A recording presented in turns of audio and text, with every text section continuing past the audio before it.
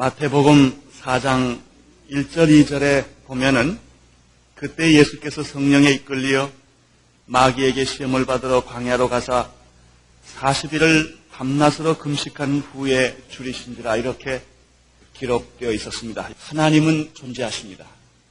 그러나 마귀도 있습니다. 우리는 이 사실을 현실적으로 분명히 이해해야 합니다. 주님이 다시 오시는 날, 이 역사가 마지막 심판을 받고 새하늘과 새 땅이 우리에게 전개되기 전까지 마귀는 제한적으로 역사합니다. 이 말은 사람으로 태어난 사람은 누구나 마귀의 시험의 덫에 한 번씩은 걸린다는 얘기도 됩니다.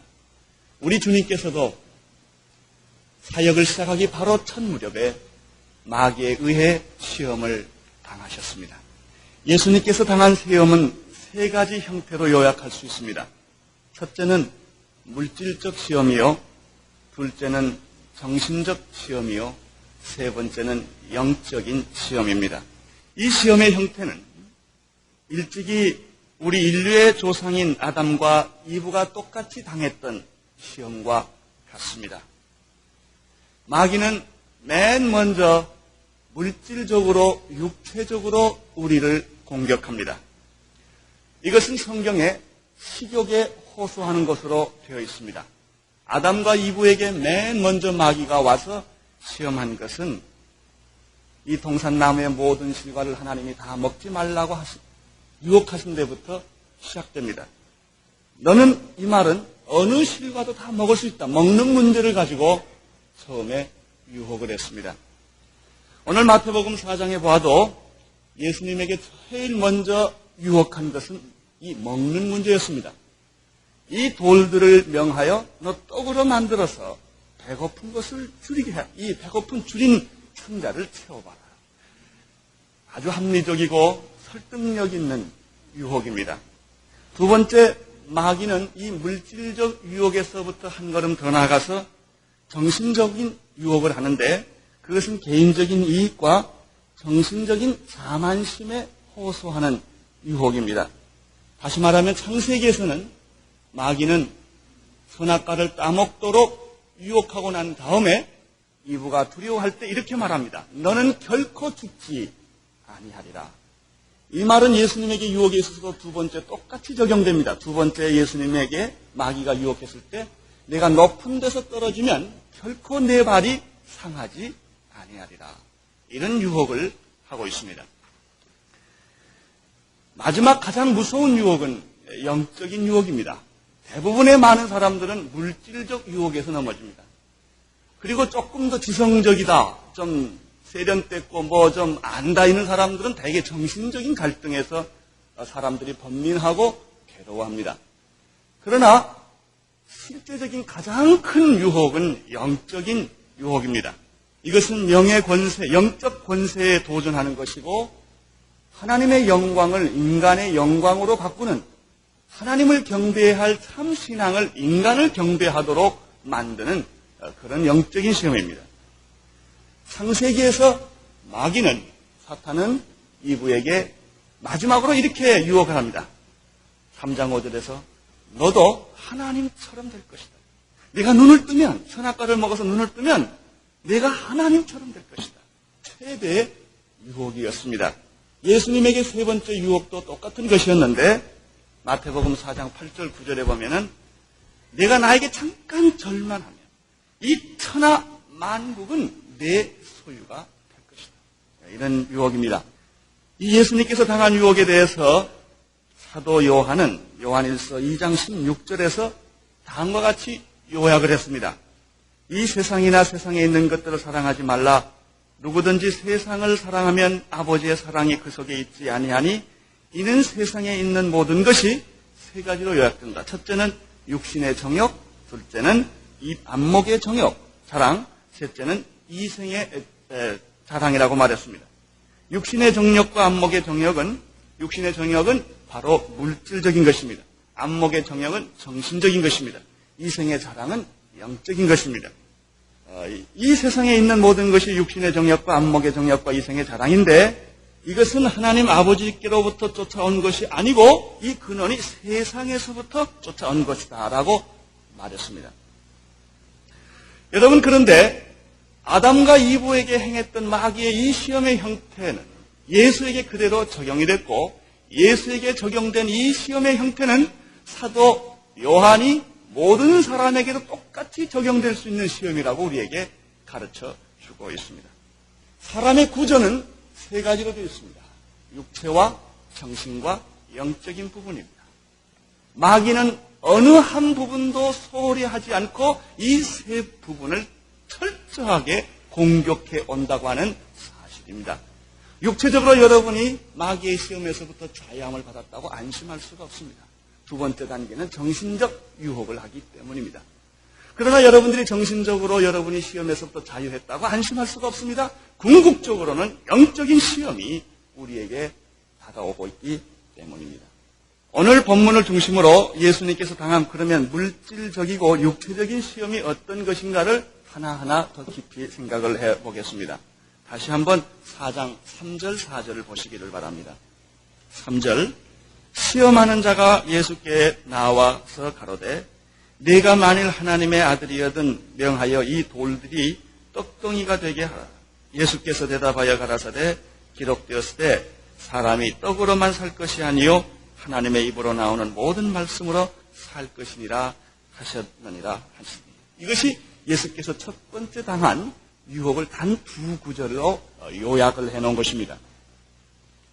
예수님이 당하신 이 물질적이고 이 육체적인 시험을 이야기하는 데 있어서 먼저 생각할 부분이 4장 3절에 나타나는 첫 부분입니다.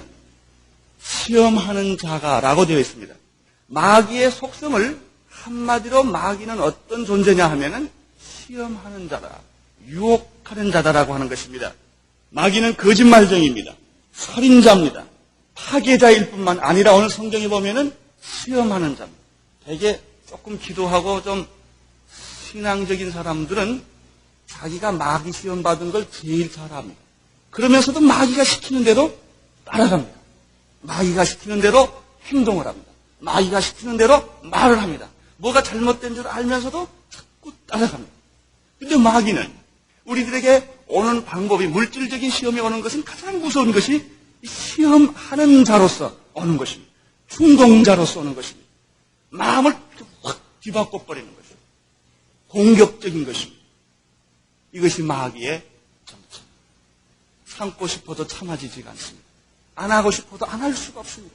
시험하는 자가 나를 충동하기 때문에 이 충동에서 이기지 못하면 우리는 물질적 시험에 그대로 빠져버리고 마는 것입니다. 이것은 지성하고도 상관이 없습니다. 인격하고도 상관이 없습니다. 이것은 나이 많이 먹고 적게 먹고 상관이 없습니다. 마귀는 누구에게든지 이렇게 달라붙어서 여러분을 시험의 도구로 삼는 것입니다. 예수님의 제자 가운데 열심히 있었던 두 사람이 이 시험에 걸렸습니다. 한 사람은 가룟 유다였고 또 한 사람은 베드로였습니다. 어쩌면은 기도를 많이 하는 사람에게 이 시험이 더 강할지 모릅니다. 어쩌면은 하나님에 대해서 좀 더 분명한 생각을 가지고 있는 사람에게 마귀는 좀 더 세게 여러분을 시험하고 있는지 모릅니다. 결국 가룟 유다는 실패하고 말았습니다. 넘어지고 말았습니다. 여러분, 베드로가 얼마나 마귀에게 당했습니까?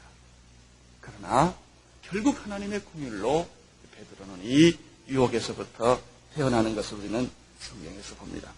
마귀의 최대의 기술은 사람들로 하여금 마귀, 즉 자기의 존재를 인정하지 않도록 하면서 마귀는 없는 것이다. 마귀는 존재하지 않는 것이다. 나는 마귀 시험에 걸리지 않았다. 라고 말하면서 마귀가 역사하게 하는 것이 마귀의 기술입니다. 대개 마귀의 시험에 빠진 사람들은 자기가 마귀 시험에 빠졌다고 또 정직하게 말하지 않습니다. 왜냐하면 이것은 마귀의 독특한 기술이기 때문입니다. 어떤 사람은 편지를 쓸 때 자기 이름을 대지 않고 익명으로 편지 쓰는 사람이 있습니다. 어떤 사람은 얘기할 때 앞에서 정정당하게 이야기하지 못하고 언제나 비겁하게 뒤에서 사람들을 선동하고 조종하고 무리를 일으키고 악한 소문을 퍼뜨려서 의심하게 하고 비판하게 합니다. 그리고 결정적인 순간에는 자기는 쏙 빠지는 사람들이 있습니다. 그래서 많은 사람들에게 상처와 피해를 줍니다. 이 마귀와 같은 속성이 바로 그런 속성인 것입니다. 그런 사람들이 있습니다. 그건 사회에도 있고 가정에도 있고 교회에도 있습니다. 언제나 자기는 토치칸에 속에 들어가서 남을 무차별하게 공격하고 자기는 일체 공격을 받지 않는 그런 종류의 성품입니다. 그런 종류의 성격입니다. 이러한 마귀가 제1단계로 던지는 시험의 그물이 있습니다. 그것은 의심입니다. 즉 다시 말하면 하나님의 말씀을 의심하게 만드는 것입니다. 여기서 조심해야 할 것은 하나님을 부인하는 것도 아닙니다. 말씀을 부인하는 것도 아닙니다. 단지 간단하게 말씀을 의심하게 만드는 것입니다. 이것은 창세기 3장 1절에도 기록되어 있습니다. 사탄이 이브에게 나타나서 다음과 같이 말을 합니다. 하나님은 존재하지 않는다. 하나님은 너에게 가장 나쁜 것을 명했다. 이런 식으로 촌스럽게 오지 않습니다. 마귀가 오는 방법. 그래, 하나님이 참으로 너희더러 동산 모든 실과를 먹지 말라고 하시더냐 하고 뒤를 탁 튕기는 것입니다. 여러분, 이러한 종류의 시험은 예수에게도 던진 그물과 똑같은 것이었습니다. 4장 3절에 보면은 중요한 말이 있습니다. 4장 3절 다시 성경에 보면은 가로되 내가 만일 하나님의 아들이어든입니다. 이 말은 성경은 이렇게 됐기 때문에 우리가 속기가 쉽습니다만은 내가 정말 하나님의 아들이냐 하는 겁니다. 내가 정말 하나님의 아들이냐 하는 질문에서부터 이 유혹이 있는 것입니다. 우리는 그 전장을 좀 기억할 필요가 있습니다. 예수님께서 마태복음 3장 13절 이하에 보면은 하나님의 아들이신 예수 그리스도께서 요단강에서 세례 요한에게 세례를 받으셨습니다. 요한이 당황했습니다. 그러나 하나님의 뜻을 이루기 위해서 나에게 세례를 베풀라고 말했습니다. 세례를 주었습니다. 이때 무슨 일이 있었습니까? 하늘문이 열렸습니다. 우리는 그걸 다 상상할 수 없을 것입니다. 왜냐하면 본 사람이 별로 없기 때문에. 그러나 진정으로 그리스도를 믿는 사람들은 그걸 알 겁니다. 하늘문이 열렸다.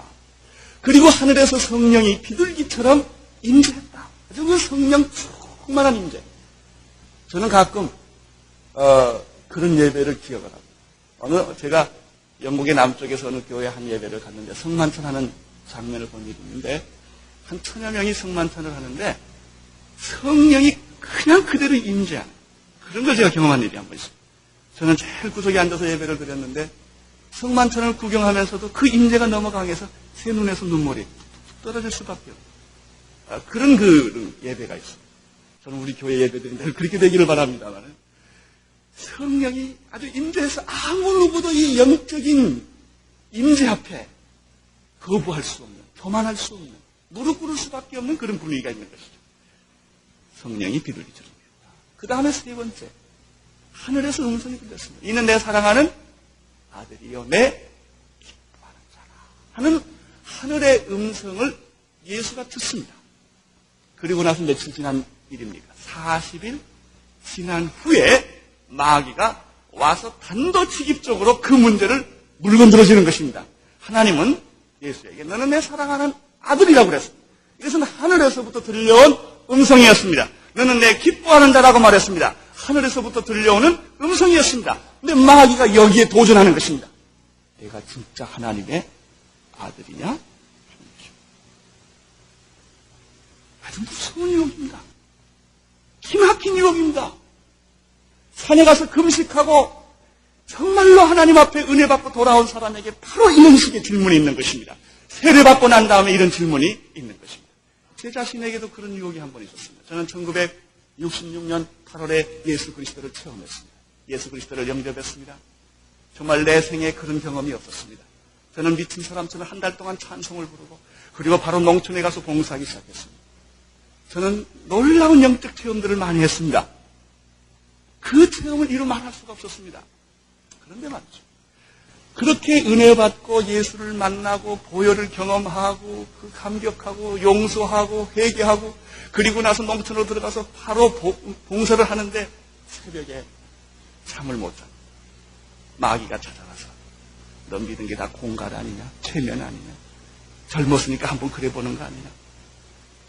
이러고 마귀가 와서 나를 괴롭히고 내가 경험한 이 모든 경험들, 체험한 모든 체험들을 전부 뒤바꿔 버렸어요. 저는 그날 밤에 하루도 자지 못했던 일을 나는 아직도 생생하게 기억하고 있습니다. 여러분이 은혜 받고 예수 믿고 구원받고 성령 충만하면 마귀는 그것을 직접적으로 뚫고 들어와서 유혹합니다. 의심을 던지는 것입니다. 어젯밤 철학에도 했지만 그게 사실이냐? 이렇게 묻습니다.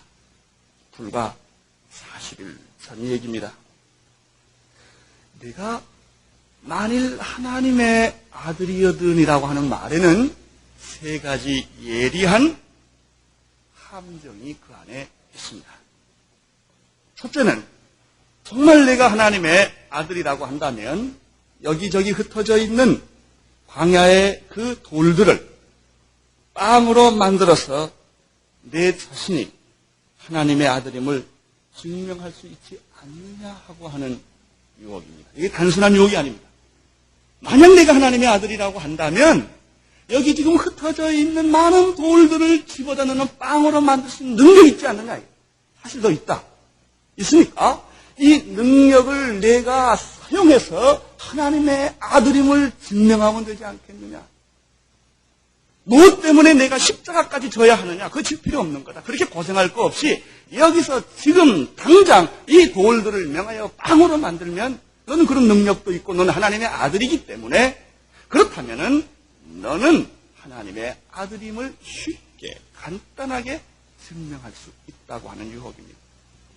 그렇게 함으로써 마귀는 예수로 하여금 하나님을 의지하지 않고 하나님의 말씀과 그 뜻에 순종하지 않고 자기 자신의 힘에 의해서 스스로 모든 것을 할 수 있도록 하는데 마귀의 목적이 있었습니다. 물론 예수는 하나님의 아들이기 때문에 그러한 능력을 가지고 있었습니다. 그러나 마귀는 그러한 능력을 하나님을 위해서 사용하는 것이 아니라 그 힘을 자기 자신을 증명하는데 자기 자신의 필요에 자기 자신의 욕망에 사용하도록 유혹하는 것입니다. 무서운 유혹입니다. 특별히 이러한 유혹들은 예수를 오래 믿은 사람들에게 있습니다. 모든 일들이 다 잘 돼갈 때 교회 일을 하나님께 의지하지 않고 내 경험과 내 지식과 내 방법 이것에 의존하도록 유혹하는 것입니다. 과거에도 잘하지 않았느냐? 내가 그런 방법으로 가면은 계속해서 너 성공할 수 있다. 너는 설교도 잘하지 않느냐? 너는 성경도 잘 가르치지 않느냐? 너는 병도 잘 고치지 않느냐? 너는 행정력이 뛰어나지 않느냐? 너는 조직력이 뛰어나지 않느냐? 너는 사람을 설득하는 데 천재적 소질을 가지고 있지 않느냐? 기도할 거 뭐 있느냐? 그 힘을 사용해서 내가 목회하면 될 거 아니냐? 내가 교회를 운영하면 될 거 아니냐? 너 그렇게 교회를 섬기면 될 거 아니냐? 세상도 다 그렇게 하고 있다. 얼마나 그럴듯한 이거. 아주 그럴듯한. 이것은 교회 안에만 있는 게 아니라 가정 안에도 있을 수 있습니다. 여러분의 전문적인 직업 속에서도 그런 게 있을 수 있습니다. 너 박사 아니냐 말이죠.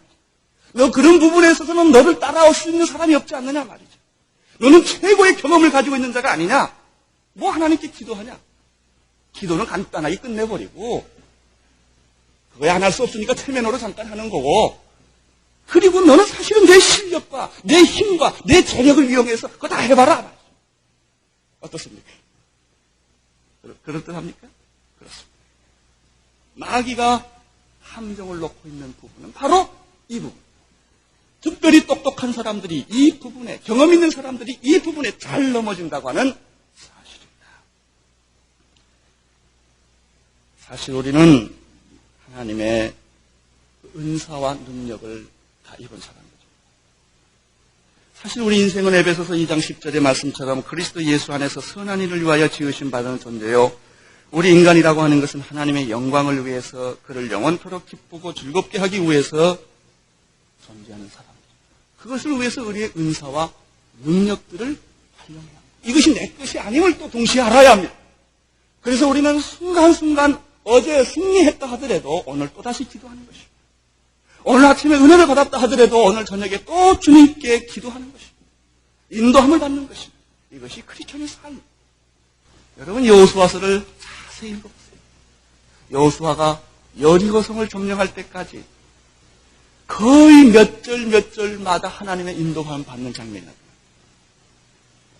과연 우리는 내 능력을 의지하는가, 내 경험을 의지하는가, 하나님을 의지하는가를 한번 이 본문을 통해서 생각해 볼 필요가 있습니다. 그리고 이 안에 또 하나의 문제는 마귀는 예수로 하여금 그 능력을 자기 자신을 위해서 사용하도록 유혹했다고 하는 점입니다. 성공하고 유명해지기 위해서 내 능력을 사용해라. 너희 똑똑함, 너희 천부적인 재주, 그리고 너에게 주어진 부유한 가정과 환경, 이 모든 것은, 이 유리한 모든 조건들은 내가 누릴 수 있는 특권들이다. 이 특권을 누리는 것은 너무나 당연한 것이다. 아주 합리적이고 타당성 있게 유혹을 해옵니다. 하나님 없이도 너는 행복할 수 있고, 하나님 없이도 너는 돈을 벌 수 있고, 권력을 얻을 수 있고, 성공할 수 있다고 하는 그런 종류의 시험입니다. 내가 만일 하나님의 아들이거든이라는 말 속에 두 번째 예리한 함정이 또 하나 있습니다. 아주 교묘한 함정이 또 하나 있는데, 그것은 현실적으로 예수께서 40일 금식하신 후에 줄이셨다는 말 속에 발견되는 겁니다. 현실적으로 배고픈데 먹으라는 말처럼 설득력 있는 말이 없습니다. 누구든지 사람은 현실에 약하고 물질에 약하고 육체에 약합니다. 뭐 예수 잘 믿는 사람도 별 볼 일 없습니다. 돈 문제는 벌벌 떨어요. 그래서 그 문제만, 돈 문제만 나오면 그렇게 예민할 수가 없어요. 다 물질에 약하다고 하는 하나의 증거입니다.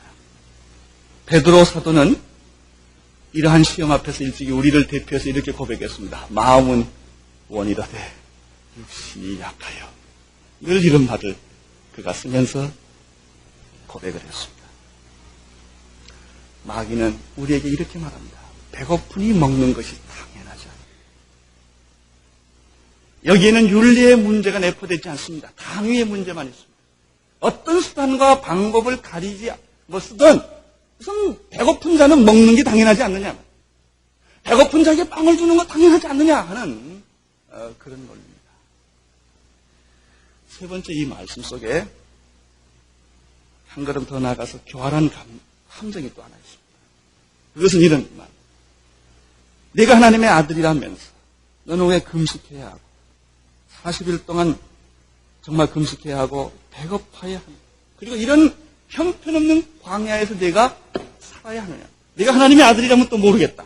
세례요한 같은 사람이 거기 살아도 괜찮다. 근데 너는 하나님의 아들 아니냐. 하나님께서 불순종하고 반항한 이스라엘 백성들에게도 광야에서 만나를 주셨고 메추라기를 주시지 않았느냐. 너 성경을 봐라. 이사야 49장 10절에 보면은 그렇게 약속하지 않았느냐. 그들이 줄이거나 목마르지 아니할 것이며 더위와 볕이 그들을 상하지 아니하리라고 하지 않았느냐 말이지.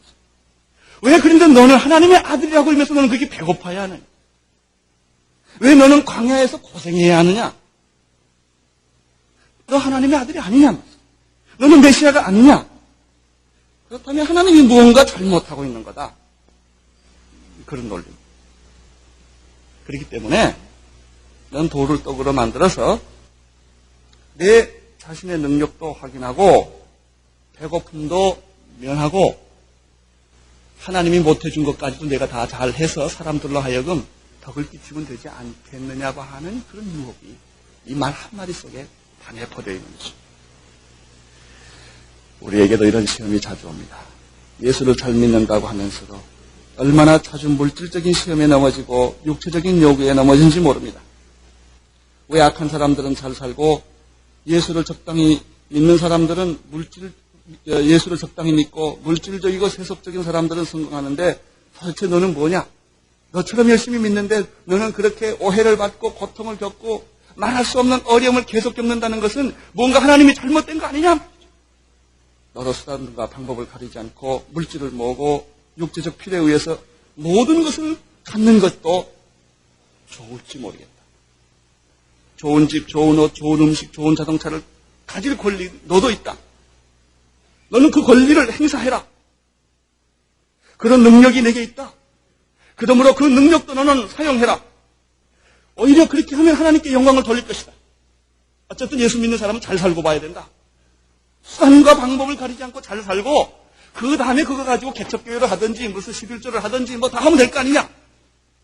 이런 식의 유혹을 하는 것입니다. 마귀의 이 질문을 우리는 더 한번 생각해 봐야 되겠습니다. 만일 내가 하나님의 아들이어든이라는 말은 마태복음 27장 39절에서 40절의 말씀을 생각나게 합니다.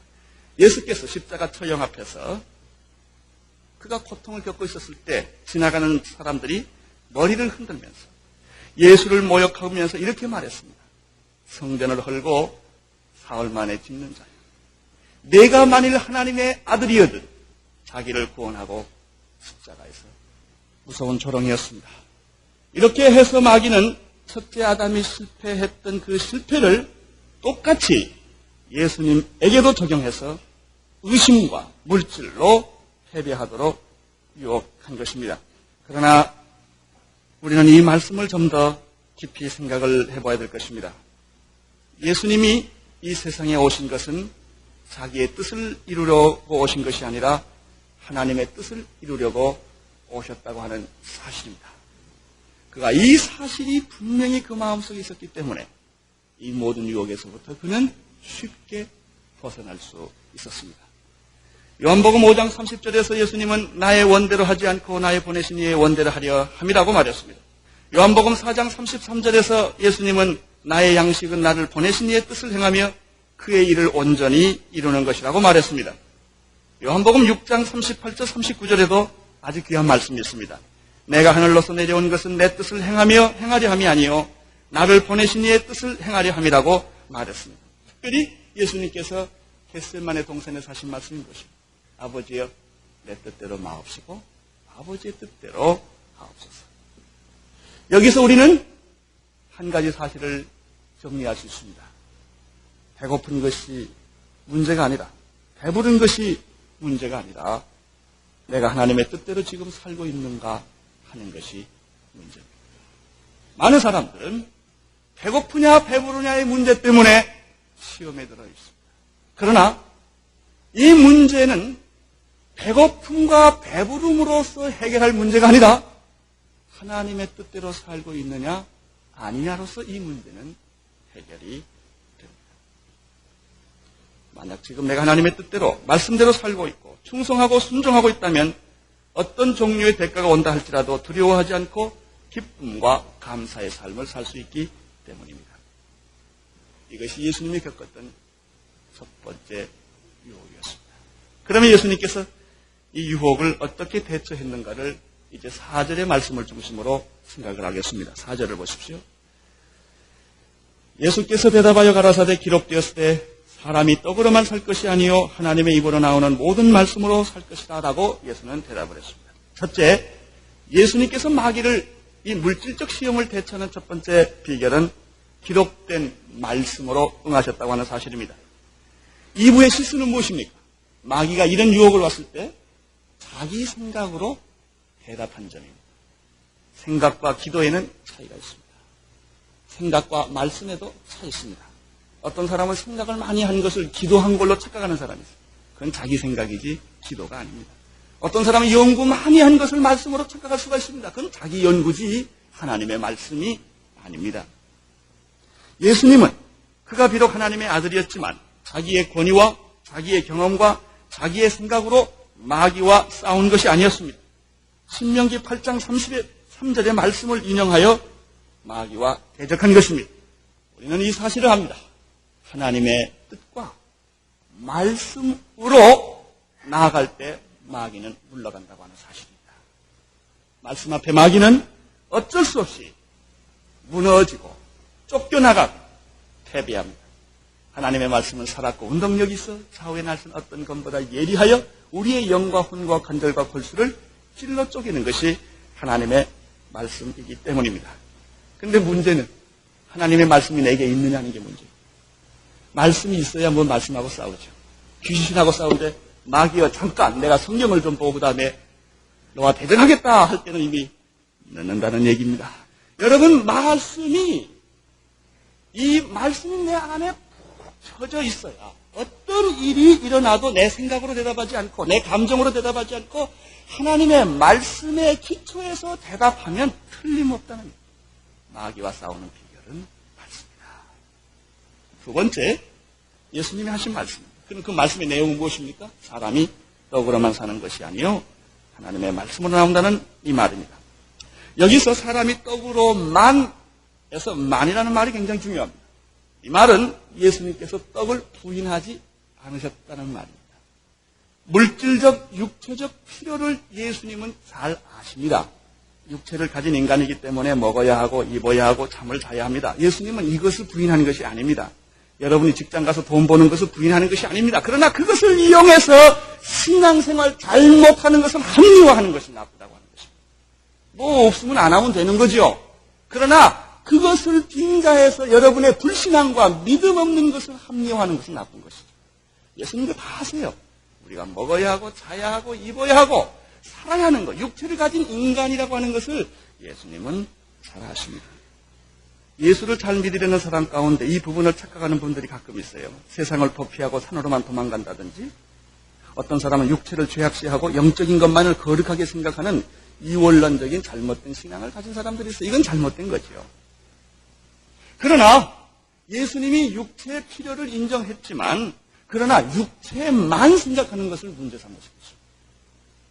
육체만 생각한다면 그것은 동물에 불과합니다. 사람이 흙으로 지음받았지만 동시에 하나님의 형상으로 지음받았다는 사실을 일깨워 주신 것입니다.